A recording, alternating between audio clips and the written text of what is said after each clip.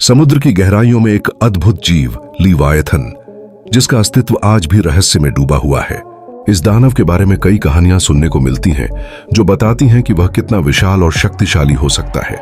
हाल ही में समुद्र किनारे पर अजीब घटनाओं का होना, जैसे मछलियों का मर जाना और समुद्र किनारे आना, जो कि नॉर्मल नहीं है, इस तथ्य को और भी प्रासंगिक बनाता है। क्या यह सब लीवायथन के जागने का संकेत है?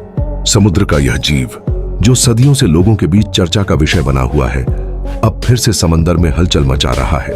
जब मछुआरे समुद्र में अपने जाल बिछाते हैं, तभी उन्हें एक रहस्यमयी कंपन का अनुभव होता है, जिससे वे चिंतित हो जाते हैं।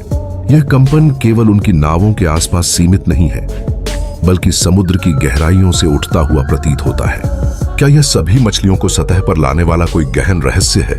समुद्र के प्राकृतिक संतुलन के लिए लीवायथन को महत्वपूर्ण माना जाता है, लेकिन वैज्ञानिक इस सिद्धांत को चुनौती देते हैं। उनका दावा है कि अब तक लीवायथन के अस्तित्व को प्रमाणित करने वाला कोई तथ्य सामने नहीं आया है। फिर भी जब भी समुद्र में कोई अनजाना हलचल होती है, यह विश्वास और भी मजबूत हो जाता है कि शायद लीवायथन सच में अस्तित्व में है।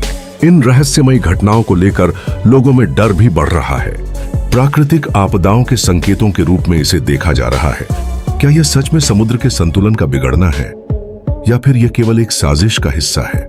जब समुद्र के किनारे पर लोगों का जमावड़ा होता है, वे एक दूसरे से पूछते हैं कि क्या समुद्री दानव की कहानी वास्तव में सच है।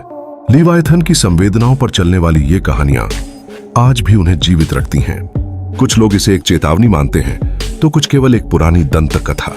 लेकिन एक बात स्पष्ट है, समुद्र की गहराइयों में एक रहस्य छिपा है, जिसे जानने की जिज्ञासा हमें हमेशा से जोड़े रखेगी। जब तक लीवायथन जैसे जीवों के अस्तित्व पर सवाल उठते रहेंगे, तब तक ये कहानियां और भी जीवंत बनी रहेंगी।